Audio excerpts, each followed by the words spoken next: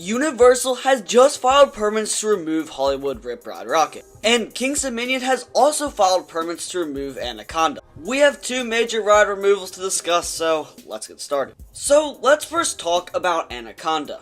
Anaconda at King's Dominion opened up back in 1991. This is an aero looping coaster, standing about 130-ish feet tall, reaches a top speed about 50 miles per hour, features 4 inversions, and about 2,700 feet of track. And over the years, Anaconda has gained a reputation for being a very rough ride. And speaking from personal experience, when I got to ride Anaconda about a year or so ago, it's definitely not a smooth roller coaster. Did I think it was necessarily as bad as some people say it is? Not really. But it's definitely not a good roller coaster. And it sits on a cool plot of land right over like a little lake. So what's going to happen to this plot of land now that Anaconda is going to be removed? Well, for at least a year or two, probably nothing. As we know, King's Dominion is going to be adding a new coaster, a launched wing coaster called Rapterra. And I wouldn't say it's a huge investment or anything, but it's definitely a sizable chunk of money. And given like the investments King's Dominion has received over these past couple of years, I do not see them getting like back-to-back major roller coasters or anything. I think best case scenario for this plot of land is maybe like 2028 per se. Again, unless King's Dominion and Six Flags are really trying to, like, I guess, fight Busch Gardens Williamsburg, I just don't see them getting some crazy level of investment anytime soon. And you know, Six Flags, they've got to save a lot of money. They're in a lot of debt, and they've been doing this to a bunch of parks now. Carowinds, Great Adventure. Like, they're going in and removing these high maintenance, low ridership roller coasters that are costing them money. So yeah, it's a little unfortunate to see a coaster getting removed that's probably, unfortunately, not getting replaced for 3, 4, maybe even 5 years. But I feel like I understand that Six Flags, they pretty much kind of had to do this. Like, it wasn't really much of an option. And I think if they were going to do this to really any coaster at King's Dominion, this isn't really a bad option. We all know air manufacturers also out of business, so parts are more expensive. And in general, this is probably a fairly expensive coaster to maintain. But this kind of begs the question, well,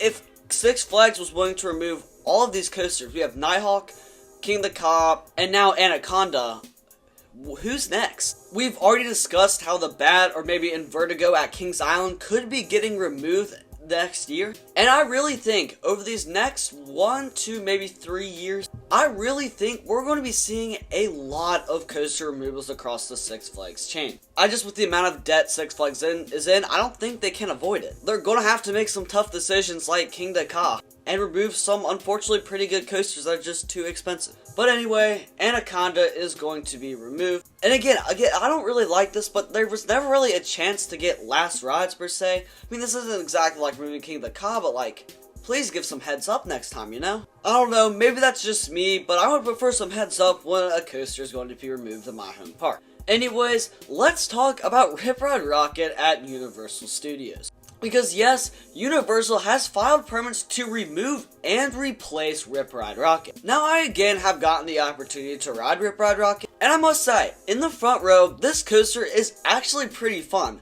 Like, I very much enjoyed my front row ride on Rip Ride Rockit. However, when you move to the back, that's where some of its issues start to show. For starters, it's really shaky in the back. There's a couple potholes per se, and there's not really like airtime in the back either. I found there was more airtime in the front, oddly enough.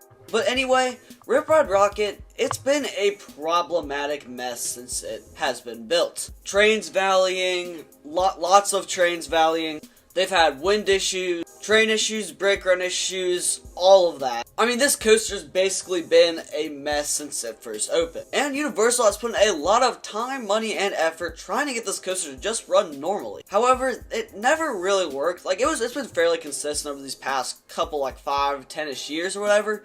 But I think it's just gotten to a point where it's not worth it to try to keep this coaster around anymore. I mean, it's a gimmicky coaster. Like, you're riding it basically for the vertical lift hill, and everything's kind of a bonus after that. It also doesn't really have like a great theme per se. Like, it doesn't really fit in with the rest of the park, if you know what I mean. Like, it at times almost doesn't really feel like a Universal attraction. Like, I just find the theming and the music and all that, it really doesn't feel like Universal quality per se. And you know, this coaster is the first roller coaster you see walking into the park. And that was kind of off to the side, like, basically stuck between two buildings or whatever. But I think just being like so front and center when you walk into the park, or not front and center, front and to the left when you walk into the park, it's a pretty good piece of real estate for Universal to work with. And their permit filings or whatever specifically said that they were going to replace Rip Ride Rockit with something on the same plot of land. Like, I guess the permit outlines or whatever showed that the new replacement was going to only be on Rip Ride Rockit's piece of land. So it kind of makes you wonder,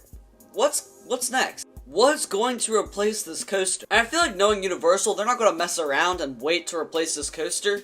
I think they're going to try to replace it as soon as possible. And I think some ideas that have been thrown around. I think one option that could definitely happen per se is maybe a B&M Hyper. Now, hear me out on this one. So it's been rumored and thrown around that Universal was initially trying to get a B&M Hyper for this plot of land, but B&M was booked up or couldn't do the project for whatever reason, so instead went with Mauer for Rip Ride Rockit. So what if Universal wants to go back to that hypercoaster idea?